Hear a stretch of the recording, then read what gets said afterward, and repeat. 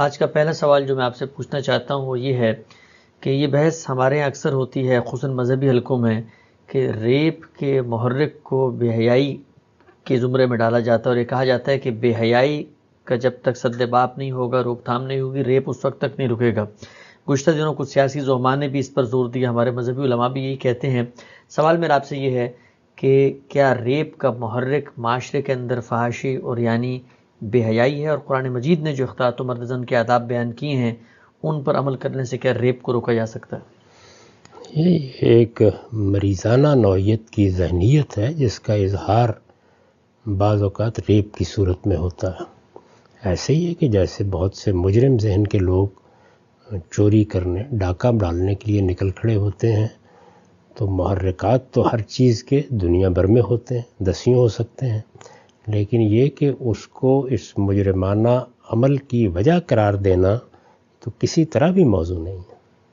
یہ ایک بڑا جرم ہے، اور رسالت مآب صلی اللہ علیہ وسلم کے زمانے تک میں اس کے واقعات ملتے ہیں، تو آپ وہاں تو یہ تصور نہیں کر سکتے کہ اس طرح کی کوئی چیزیں موجود تھیں۔ تو اس کے محرکات میں دسیوں چیزیں ہیں۔ آپ کسی بھی جرم کے محرکات کا اندازہ لگائیں تو یہ پتہ چلتا ہے کہ اس میں لوگوں کی تربیت کیسے ہوئی ہے، ان کے معاشی حالات کیسے ہیں، ان کو اچھا ماحول میسر ہے یا نہیں ہے، دسیوں چیزیں گنوائی جا سکتی ہیں۔ لیکن یہ بات کہ ان چیزوں کو گنوا کر آپ یہ کہنا چاہتے ہیں کہ جرم کا باعث یہ چیز بن گئی ہے، اس کو بالکل متعلق نہیں کرنا چاہیے اس سے۔ یعنی یہ ایک مجرمانہ فعل ہے، بدترین نوعیت کا مجرمانہ فعل ہے۔ یعنی میں تو یہ سمجھتا ہوں کہ یہ کسی کو آپ قتل کر دیں اس سے بھی بڑھ کر ہے، کیونکہ کسی عورت کی عزت عصمت اگر خدا نخواستہ اس طریقے سے لوٹ لی جائے تو اندازہ نہیں کر سکتے آپ کہ اس کی پوری شخصیت کس طرح قتل ہو کے رہ جاتی ہے۔ تو اس کے لیے کسی قسم کا کوئی عذر کسی بھی شخص کو پیش نہیں کرنا چاہیے، نہ علماء کو، نہ دانشوروں کو، نہ سیاستدانوں کو۔ پورے معاشرے کا کام یہ ہے کہ وہ اس طرح کے مجرموں کو کیفر کردار تک پہنچائے۔ اس طرح کے مجرم کسی رعایت کے مستحق نہیں ہوتے۔ وہ جرائم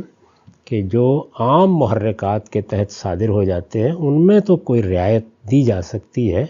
لیکن اس میں کسی رعایت کا سوال نہیں ہوتا۔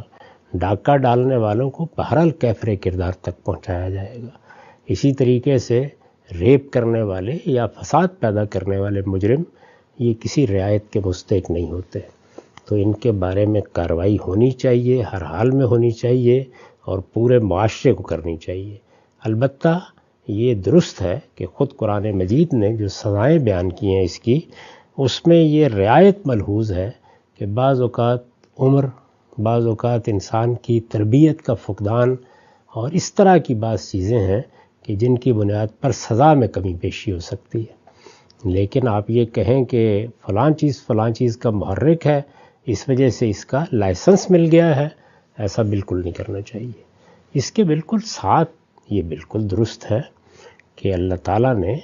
عورتوں کو بھی بعض ہدایات دی ہیں، مردوں کو بھی بعض ہدایات دی ہیں، تاکہ ہمارا معاشرہ پاکیزہ معاشرہ ہو۔ یہ ہدایات سورہ نور میں بیان ہوئی ہیں، ان کو ریپ سے متعلق کر کے کبھی بیان نہیں کرنا چاہیے۔ یہ تو عام زندگی کے لیے اللہ تعالیٰ کی ہدایات ہے، اٹھنے میں، بیٹھنے میں، ملنے میں، ملانے میں، دفتروں میں کام کرنے میں، گھروں میں، مجالس میں ان آداب کا لحاظ رکھنا چاہیے۔ وہ مرد و زن کے اختلاط کے آداب ہیں، اور وہ ہمیں اپنی بچیوں کو سکھانے ہیں، وہ ہر مسلمان عورت کو سیکھنے ہیں۔ ان کا اہتمام کرنا معاشرے میں بحیثیت مجموعی پاکیزگی کا باعث بنتا ہے۔ اس کو اس کے ساتھ وابستہ کر کے بیان کرنا یہ آخری درجے کی شقاوت ہے، اور آپ اندازہ نہیں کر سکتے کہ اگر اس طرح کا کوئی واقعہ ہوا ہو اور یہ بات بیان کی جائے تو یہ خود اس خاتون کے لیے اور باقی خواتین کے لیے کس درجے تکلیف دہ ہو سکتی ہے۔ تو میرے نزدیک ایسا کبھی بھی نہیں کرنا چاہیے۔ ٹھیک، ہم سب جو بات کی جاتی ہے اس میں بیان یوں کیا جاتا ہے کہ اگر فحاشی ہوگی، معاشرے میں بے حیائی ہوگی اور یعنی ہوگی، تو اس سے ہم کسی شخص کو دعوت گناہ دے رہے ہیں، لہٰذا اگر آپ نے سد باب کرنا ہے تو پہلے معاشرے کو ٹھیک کریں، خواتین برقعے پہنیں، پردہ کریں، لوگوں کے سامنے نہ آئیں، تاکہ ان کے جنسی جو جذبات ہیں ان میں ہیجان پیدا نہ ہو، اشتعال پیدا نہ ہو، اور پھر نتیجے کے طور پر ریپ نہ ہو۔ دیکھیے، میں آپ سے خدمت میں یہ عرض کر چکا کہ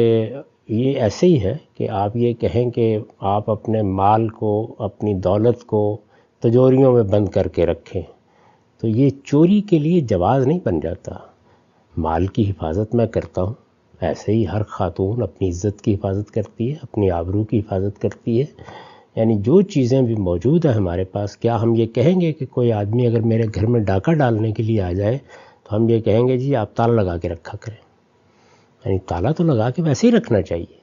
وہ ایک الگ ہدایت ہے، دو چیزوں کو ملانے کی کوئی وجہ نہیں ہے۔ یہ بالکل صحیح ہے کہ آپ معاشرے کی پاکیزگی کے لیے بہت سی چیزیں کہتے ہیں، آخر اللہ تعالیٰ نے یہ ساری چیزیں کہی ہیں، یا ہم کہتے ہیں کہ جرم کے محرکات ختم کرنے چاہیے، تو بتاتے ہیں نا کہ تعلیم دینی چاہیے، معاشی حالات بہتر کرنے چاہیے، ماحول کو اچھا کرنا چاہیے، اسی ذیل میں آپ بیان کریں یہ چیزیں۔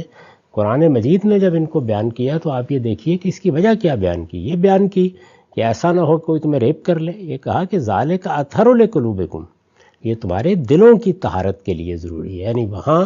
خطاب اس خاتون سے ہے یا اس مرد سے ہے جس کو مرد و زن کے اختلاط کے یہ آداب بتائے جا رہے ہیں، اس سے کہا جا رہا ہے کہ خود تمہارے اندر اس سے برے رجحانات نہیں پیدا ہوں گے، تمہارے لیے یہ چیز طہارت کا باعث بنے گی، اس لیے کہ ہمارے دین کا مقصود ہی پاکیزگی ہے، تو یہ بیان کیا ہے۔ البتہ وہ خصوصی ہدایات جو سورہ احزاب میں بیان ہوئی ہیں، وہاں ظاہر ہے کہ اسی طرح کے اوباشوں سے بچانے کے لیے بعض ہدایات دی گئی ہیں، اور وہ ہدایات اس سے بالکل مختلف نوعیت کی ہیں۔ یعنی ان میں یہ بتایا گیا کہ اپنی شناخت قائم کرو، تاکہ اگر یہ کوئی بہانہ بنا کے تم پر دراندازی کی کوشش کریں تو ان کا محاسبہ کیا جا سکے۔ یعنی وہاں مجرم کی طرف رجحان ہے، اور خواتین کو یہ کہا جا رہا ہے کہ وہ اپنی شناخت قائم کریں، یعنی کوئی بہانے باز اس طریقے سے ان پر حملہ آور نہ ہو جائے۔ اور یہاں کہا جا رہا ہے کہ یہ ہدایات تمہیں اس لیے دی گئی ہیں تاکہ تمہارے دلوں کے لیے طہارت کا باعث بنے۔ تو قرآن مجید نے دونوں جگہ پر دو مختلف اسالیب اختیار کر کے یہ بتا دیا ہے کہ کون سی چیز کس سے متعلق ہے۔ تو ہمیں جو لباس کے لیے یا اختلاط مرد و زن کے لیے آداب سکھائے گئے ہیں، وہ ایک پاکیزہ زندگی کی ضرورت ہے،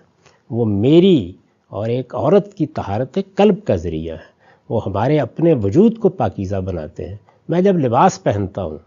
تو لباس میں قرآن مجید نے جیسے بیان کیا، اپنے اندر اس احساس کی تسکین کے لیے پہنتا ہوں کہ مجھے اپنے آپ کو پاکیزہ رکھنا ہے، میرے اندر کوئی برا میلان نہ پیدا ہو، اور اس کے ساتھ یہ میرے لیے زینت کا سبب ہے۔ تو لباس ہو، آداب ہوں، یہ ساری چیزیں اصلاً انسان کی اپنی طہارت کے لیے ہوتی ہیں، جو چیز جس مقصد کے لیے اس کو ویسے ہی بیان کرنا چاہیے۔